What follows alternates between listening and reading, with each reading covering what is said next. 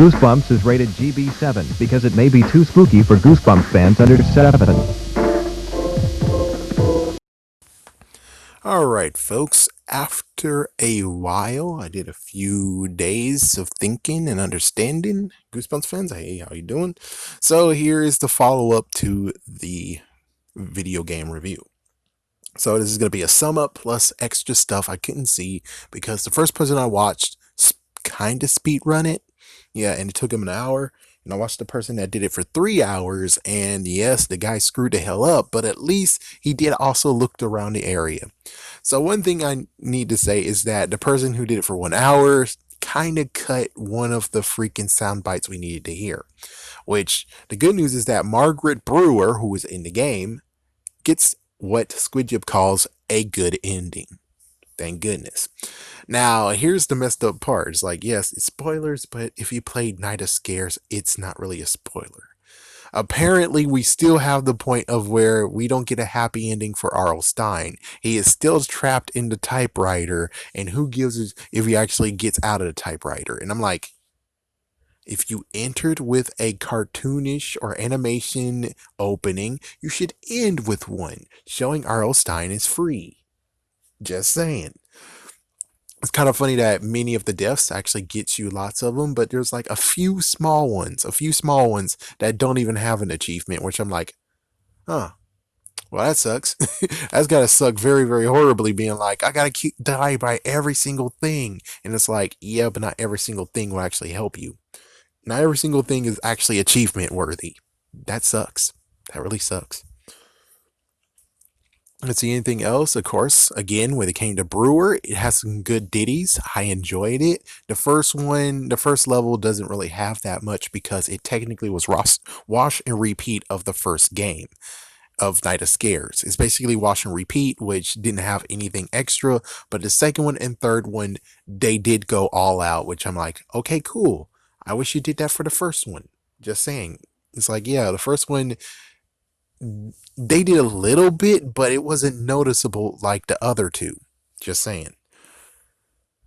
So, all in all, when it comes to ending this all, I will say for a price tag of $39.99, you can get it on Xbox One.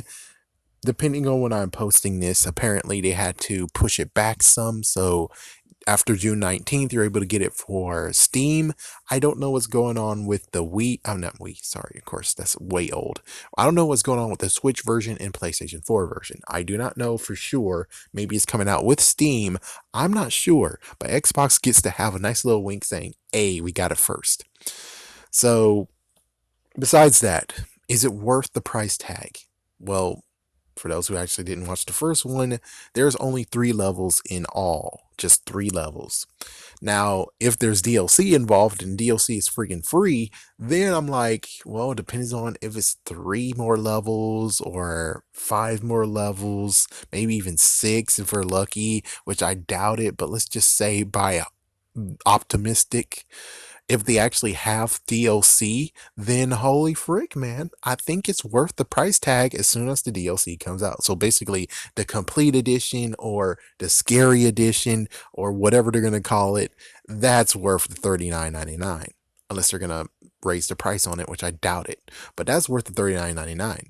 So if it doesn't have DLC whatsoever, I actually can't say this is worth $39.99. This is just like being like, oh, we got the Switch version of Goosebumps the game, and it's actually worth the same amount of money as the freaking 3DS. Oh my gosh, no. I'm sorry, but the Switch is technically next gen, technically, which means that you should have just came with Goosebumps 2 or Goosebumps Game 2. You know, the one that deals with freaking Mr. Wood, who is still out there, but they didn't do it. They just freed them, ported it to Switch, and I'm like, you don't really need to do that. It's already in the 3DS. Who cares if you put it on a Switch? Maybe some people do, but I'm just saying there's a small little market of them being like, I sure hope it's on the Switch. And it's like, no. I don't think there's anyone who actually said, I wish it was on a Switch. So that was a waste of time. You should have just made a freaking second game already.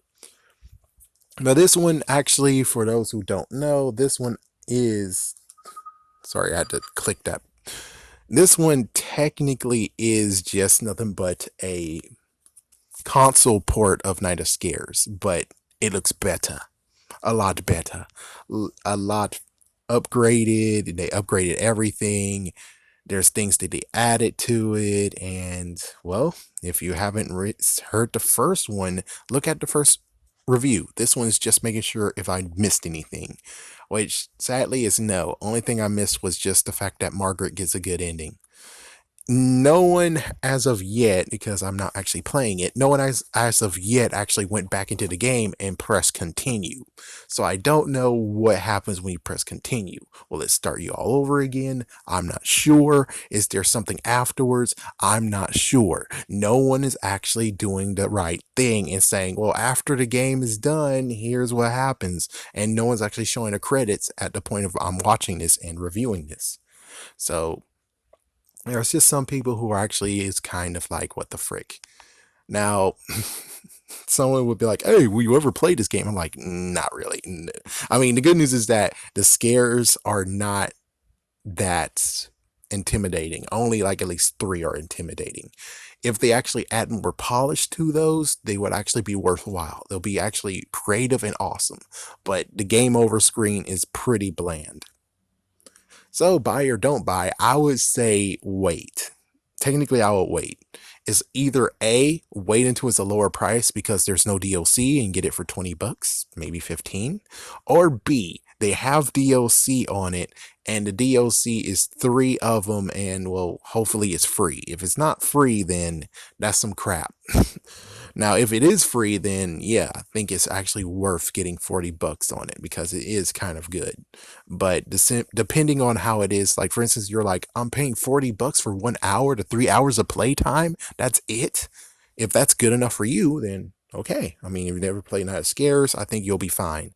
But I'm just saying for those who actually did play Night of Scares or want something more or hoping it's actually something truly good and it's like it's well dived in, it's decent, but it doesn't deserve the $39.99 price tag. I'm just saying it doesn't really deserve it unless they actually put even more levels in it. So if they go 3 levels plus, maybe even 5 levels plus, then the game is worth it. But considering it's just 3 levels, I can't really say it's worth it. It is interesting, but I don't know. Will there be a payoff? And of course, again, just like in Night of Scares, they left R.L. Stine in a typewriter still. So, anyways, have a scary day, have a scary night, and I hope this review helped you out. Well, part 2 slash making sure I get loose ends. Now, if there's turns out there's more stuff, and the freaking fools are like, oh well, we didn't think there was more when we press continue, so we didn't cover that. It's like, yeah, thanks guys, thanks. And no one actually has the credits to see at the end either. So, anyways, yeah, have a scary day, have a scary night. The choice is yours on buying it or not buying it.